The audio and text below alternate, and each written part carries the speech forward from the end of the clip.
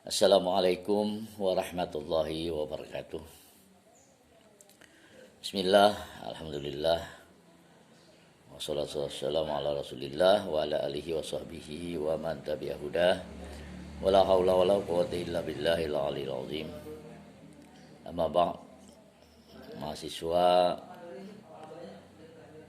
yang terhormat, pada pagi ini kita kembali melanjutkan perkuliahan kita dengan mata kuliah Civic Education, yang mana pada Jumat lalu atau pada minggu pertama ya kita perkuliahan, waktu itu telah kami kemukakan pengertian dari Civic Education itu, baik secara bahasa maupun secara istilah atau menurut pendapat para tokoh.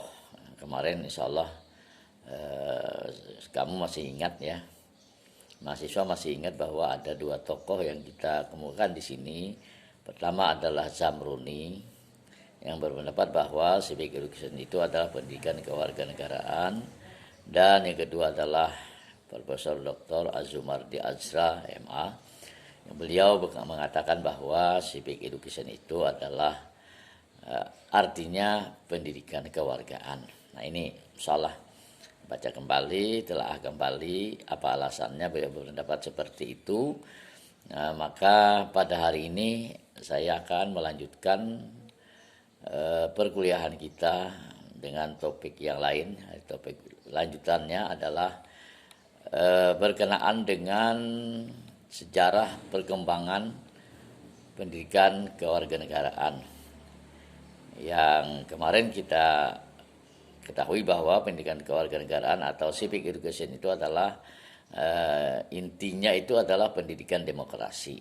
Jadi ternyata pendidikan demokrasi ini telah dilaksanakan ya sejak awal kemerdekaan kita, yakni mulai tahun 1945 itu yang namanya pendidikan kewargaan atau pendidikan demokrasi itu dengan nama Manipul dan Usdik ya, Manipul dan Usdik itu dilaksanakan mulai tahun 1945 sampai 1967. Maksud saya 1945 sampai 1960 itu dilaksanakan seperti itu. Kemudian Manipul Usdik itu singkatan dari Manifesto Politik ya, pendidikan politik dalam usaha mengisi kemerdekaan ya, karena kita baru merdeka. Kita perlu pendidikan politik, perlu pendidikan demokrasi. Nah, maka dengan hasil pendidikan demokrasi itu pada tahun 1955 kita melaksanakan pemilihan pertama ya, pemilihan umum pertama kali itu 1945. Ini karena sudah masyarakat kita sudah mulai mengerti apa itu demokrasi, bagaimana hak dan kewajibannya, utamanya haknya untuk menyalurkan suaranya, kewajibannya untuk memilih presiden ya, dengan cara demokrasi. Karena pada waktu presiden diangkat pertama kali tidak melalui pemilihan umum. Jadi ya, Manipul Usdik ini berhasil kita mendidik masyarakat kita, bangsa kita untuk memahami apa itu demokrasi sehingga dapat dibuktikan dengan pelaksanaan pemilu tahun 1955. Kemudian pada tahun 1957 ya, bisa dicatat 1957 sampai 1962 itu pendidikan demokrasi namanya berubah, tidak lagi Manipul Usdik tapi berganti dengan nama Civic gitu ya. Civic itu aja namanya, pendidikan Civic. Nah, jadi pendidikan kewarganegaraan atau pendidikan kewargaan gitu. Itu mulai tahun 1957 sampai 1962. Yang ketiga, pada tahun 1964, pendidikan demokrasi diberikan melalui pendidikan kemasyarakatan. Jadi namanya pendidikan kemasyarakatan. Berubah lagi dari pendidikan sipik itu menjadi pendidikan kemasyarakatan. Tapi intinya, isinya, konten itu ya, bahasa ya, ilmiahnya itu adalah pendidikan demokrasi. Nah, ini yang ketiga. Yang keempat, namanya pendidikan kewargaan negara.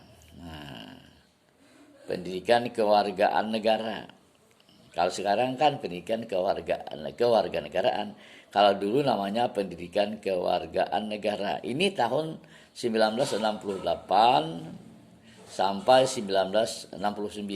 Jadi usianya 1 tahun pendidikan kewargaan negara ini. Maka pada tahun yang kelima, pada tahun 1973 itu berganti lagi nama pendidikan demokrasi ini dengan pendidikan sipik dan hukum. Oh, jadi ada beberapa nama, sudah 5 nama ya, dari Manipul Osdik, sipik, kemasyarakatan, pendidikan kewargaan negara. Yang kelima, pendidikan sipik dan hukum. Itu tahun 1973. Kemudian yang keenam, ya kita percepat saja ya, karena menghemat waktu kita gitu. Yang berikutnya, pendidikan demokrasi itu melalui pendidikan moral Pancasila. Jadi namanya pendidikan moral Pancasila. Itu kapan? Yaitu tahun 1975 dan sampai 1984. Nah, ini saya pernah ini ya. Pada tahun 80-an itu saya memberikan mata kuliah gitu ya. Oh, bukan mata kuliah, tapi ini memberikan mata pelajaran di pondok pesantren ya, di tingkat aliyah gitu. Dengan mata kuliah, dengan mata pendidikan, dengan mata pelajaran pendidikan moral Pancasila.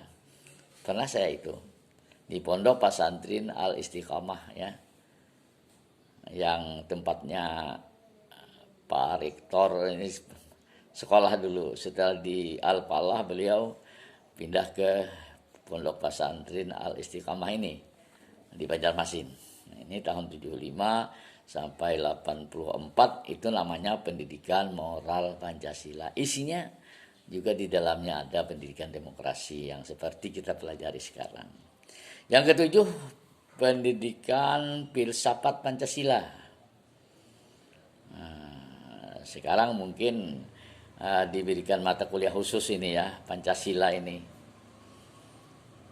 Mungkin sudah saudara programkan ini, sudah lulus ini mata kuliah Pancasila, karena ini termasuk mata kuliah MKU, mata kuliah umum itu ya. Biasanya dimasukkan di semester pertama gitu ya. Jadi di semester pertama ini ada Pancasila, ada Civic Education, ada filsafat, ada mata kuliah pengantar hukum, pengantar pendidikan dan lain sebagainya. Ini pendidikan Pancasila ya, tahun 1970 sampai sekarang. Nah, kemudian yang ke-8, pendidikan pendahuluan kewarganegaraan atau PPKN ya. Ini juga PPKN sekarang, pendidikan kewarganegaraan yang sekarang kita lakukan, di dalamnya itu kental atau ditekankan adalah demokrasi di dalamnya. Nah, dari 1 sampai nomor 8 ini diberikan tidak saja di perguruan tinggi, tetapi ini juga diberikan di sekolah menengah, di pondok pesantren, di sanawiyah, di aliyah, SMA, Nah, nomor 1, 2, 3, 4, 5, 6, 7, 8 ini. Nah, baru khusus mahasiswa. Nah, seperti sudah sekarang ini, khusus diberikan kepada mahasiswa pendidikan demokrasi ini mulai tahun 1989 sampai tahun 2000 dengan nama mata kuliahnya pendidikan kewiraan, ya. Mata kuliah pendidikan kewiraan namanya, tahun 89 itu sampai tahun 2000 nanti berubah menjadi pendidikan kewarganegaraan atau kewargaan sampai sekarang. Nah, ini cikal bakal daripada pendidikan demokrasi ini. Pendidikan kewargaan ini berasal dari urutan 1, 2, 3, 4, 5, 6, 7, 8 untuk sekolah menengah dan 9 mulai di perguruan tinggi dengan mata kuliah kewiraan. Nah, jadi walaupun barangkali tekanannya itu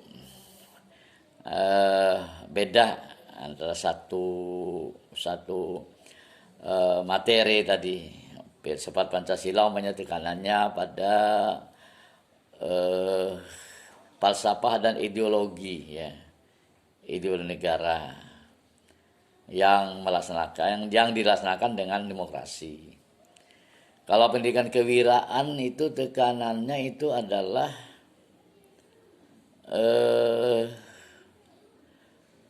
pada pendidikan bela negara. Jadi bagaimana membela negara itu, bagaimana supaya negara kita ini utuh, ya, negara kita ini eksis, ya, berjalan dengan baik dengan sistem pelaksanaan bernegara menggunakan sistem demokrasi, sehingga negara kita bisa dibela dengan baik. Nah, ini dan pendidikan kewiraan ini diberikan kepada mahasiswa, dan pada waktu itu yang bertugas atau dosen yang menyampaikan mata kuliah ini pertama kali itu mereka dari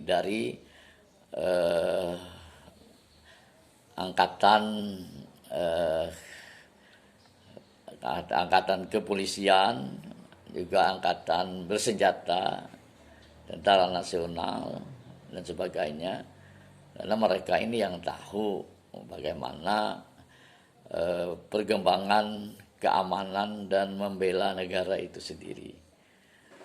Baru mulai tahun sekitar 90-an itu baru dosen kewiraan itu diambil dari dosen-dosen sipil, ya, dosen perguruan tinggi, tidak lagi abri, termasuk alhamdulillah, ya, saya sendiri dengan perjuangan tentunya, perjuangan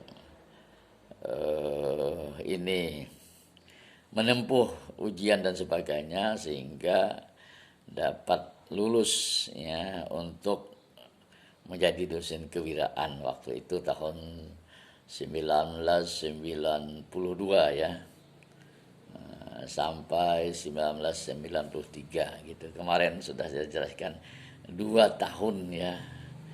Ada tahun 92, kemudian ada tahun 1993. Nah, dengan ujian yang ketat, ujian yang keras, karena di pendidikannya itu bertempat di Lembaga Ketahanan Nasional gitu.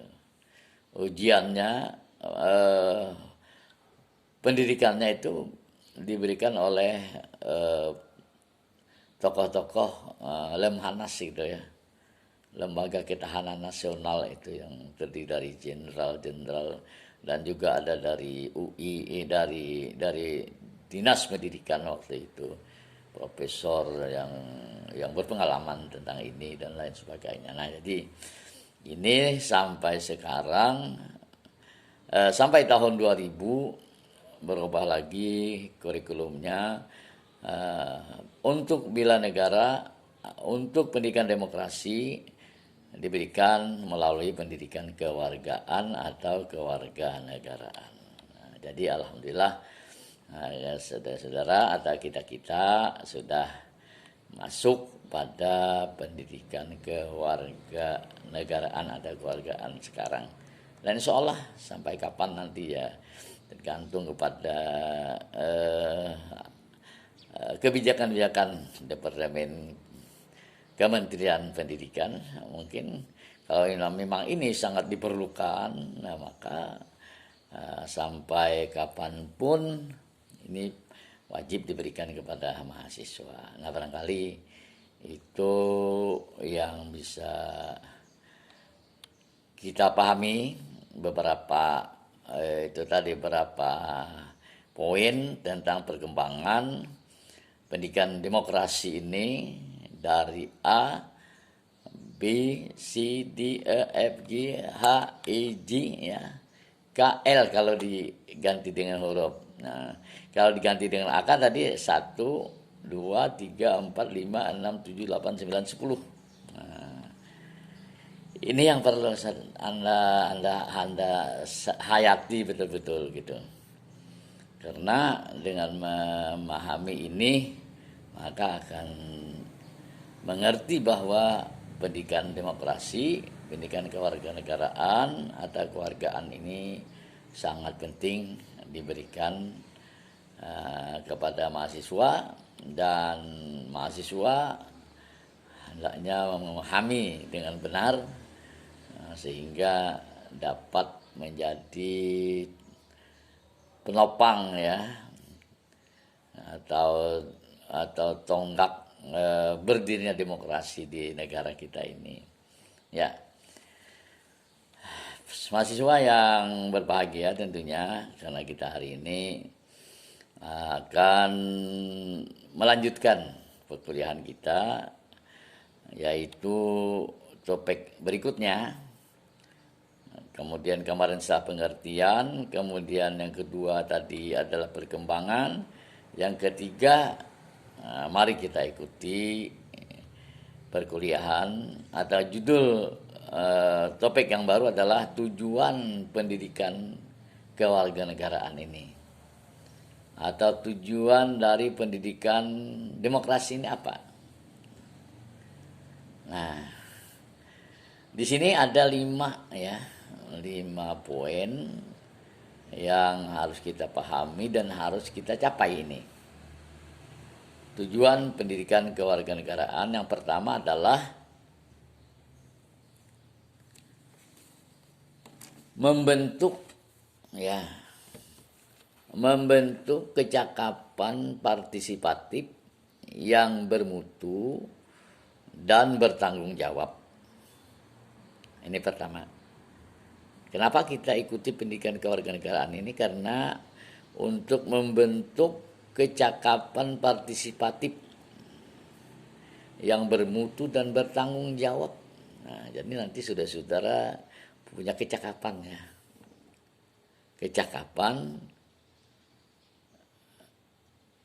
yang sifatnya partisipasi, cakap untuk bekerja sama kemana saja, di mana saja, yang bermutu dan bertanggung jawab. Nah, ini yang pertama. Kalau kita jelaskan yang pertama ini, kalau kita pahami mungkin cukup berat juga ya. Kita dibentuk supaya menjadi mahasiswa atau masyarakat yang partisipatif. Partisipatif berasal dari kata partisipasi. Partisipasi artinya ikut serta, mendukung, bergabung dan sebagainya. Di mana yaitu partisipatifnya itu hal-hal yang bermutu dan dapat dipertanggungjawabkan, tidak asal berpartisipasi, tapi partisipasinya itu bermutu, hal-hal yang bermutu, tidak merusak tidak anarkis, tapi benar-benar untuk memperjuangkan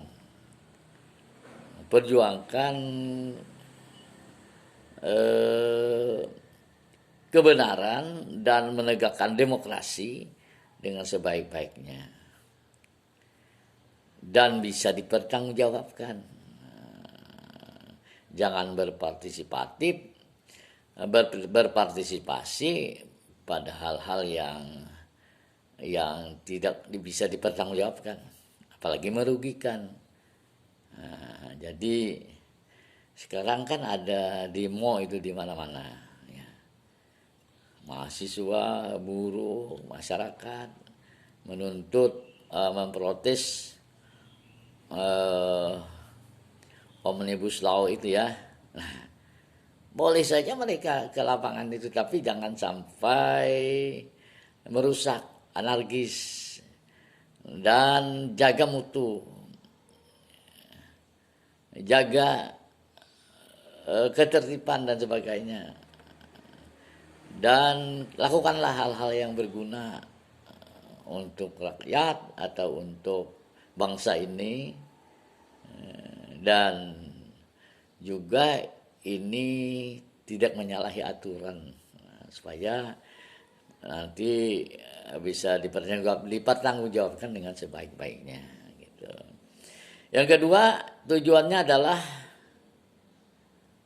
pendidikan kewarganegaraan ini tujuannya adalah menjadikan warga yang baik dan demokratis. Menjadikan warga yang baik dan demokratis. Yang bagaimana? Ya, yang baik itu artinya bermanfaat gitu ya. Lawannya baik itu apa? Tidak baik. Ya, jadi tidak ingin kita menjadi warga yang tidak baik, warga yang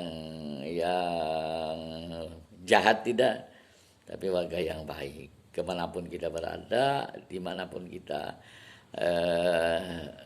berdomisili, kita menunjukkan hal-hal yang baik, membawa kebaikan bagi diri kita, bagi masyarakat, bagi rakyat, bagi bangsa dan negara. Itu yang diinginkan. Dan demokratis. Nanti mungkin secara khusus nanti kita bicarakan bagaimana warga yang demokratis itu bagaimana. Tentunya salah satunya umpamanya dia harus menghormati pendapat orang lain. Dia harus menjaga persatuan dan kesatuan. Secara demokratis dia selalu ingin maju, ya, dinamis, tapi dalam hal-hal yang positif. Nah, ini demokratis nanti banyak ada toleran, ada lagi istilahnya itu juga toleransi, menjaga toleransi, kemudian juga kebersamaan itu dijaga dan sebagainya. Nah, itu yang kedua. Yang ketiga, tujuan yang ketiga adalah menghasilkan mahasiswa yang berpikir komprehensif, analitis, dan kritis. Wah, bagus juga ini kalau kita berhasil pendidikan kita ini. Ya, menghasilkan mahasiswa yang berpikir komprehensif, analitis, dan kritis. Nah, ini nanti mudah-mudahan kuliah kita ini akan berhasil membentuk mahasiswa yang berpikir komprehensif ini. Komprehensif artinya berpikirnya luas dan mendalam. Nah, jadi tidak luas saja tapi dangkal, atau tidak dalam tapi sempit, tidak, tapi luas serta pikiran yang mendalam. Jadi memikirkan sesuatu itu tidak hanya melihat satu aspek saja, tidak meninjau dari satu pandangan saja, tetapi ditinjau dari berbagai sudut, ya. sudut ini, dari segi ini, dari ini dan itu, sehingga apa namanya, hasil dari usaha dan kegiatan atau aktivitasnya itu eh, punya manfaat yang luas, punya manfaat yang juga besar bagi bangsa dan negara kita. Yang kedua, mahasiswa yang analitis, berpikir mendalam, kemudian analitis, pandai menganalisa, ya. Pandai mengambil satu kesimpulan dengan tepat. Jadi analisa yang benar, analisa yang tajam, bisa menimbulkan menghasilkan kesimpulan yang baik. Jadi kesimpulan-kesimpulan yang diambil itu bermanfaat untuk memajukan pembangunan dan kehidupan berbangsa dan bernegara ini, baik secara umum, secara nasional, regional maupun secara lokal, ya. Jadi karena hasil dari analisis itu tadi, dari analisa yang kritis tadi, itu akan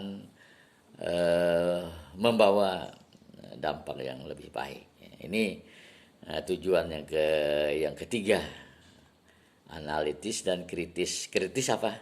Kritis artinya bertindak, menganalisa ataupun melakukan sesuatu itu harus melalui pertimbangan untung rugi, ya. Kalau menguntungkan dilakukan. Kalau yang dilakukan, yang dikerjakan itu benar, ya dikerjakannya. Tapi kalau salah, ditinggalkan. Kalau merugikan, jangan lakukan, dan lain-lain sebagainya. Nah, ini dia pandai berpikir komprehensif, analitis, dan kritis. Kemudian yang keempat, ya. Mungkin saya ingin gunakan waktu lagi 2-3 menit, ya. Yang keempat adalah mengembangkan kultur demokratis. Apa maksudnya mengembangkan kultur demokratis? Yaitu mengembangkan budaya demokrasi. Budaya demokrasi ini dikembangkan di semua lini, ya, dari semua tingkatan, baik dari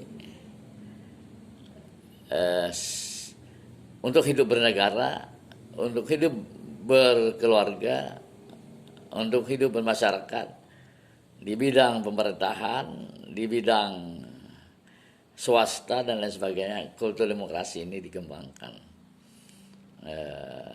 Mungkin mulai di rumah, ya. Budaya demokrasi ini dijalankan, dipraktekkan mulai dari kehidupan masyarakat yang terkecil, ya. Masyarakat yang kecil itu adalah masyarakat keluarga. Ini mulai dulu. Kalau di keluarga sudah dikembangkan demokrasi, secara demokratis, maka ke masyarakat yang lebih luas akan mudah. Karena masyarakat luas itu terdiri dari masyarakat kecil. Kalau masyarakat luas sudah mulai baik, bernegara secara nasional itu akan baik. Nah, ini yang tentunya patut kita kembangkan tadi, kultur ini. Jangan ada kultur malah sebaliknya itu merebut hak orang lain, merampas kebebasan dan lain sebagainya. Nah, ini tidak dibenarkan. Kita mudah-mudahan setelah belajar ini kita mengerti, wah, ini hak saya, ini hak orang lain. Nah, ini harus dikembangkan, ini harus, ya, diperbaiki dan lain-lain sebagainya.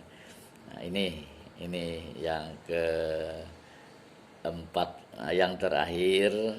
Nah, mungkin pertemuan hari ini sampai di sini. Nanti yang terakhir adalah tujuan dari pendidikan kewargaan atau kewarganegaraan adalah membentuk mahasiswa yang good, ya.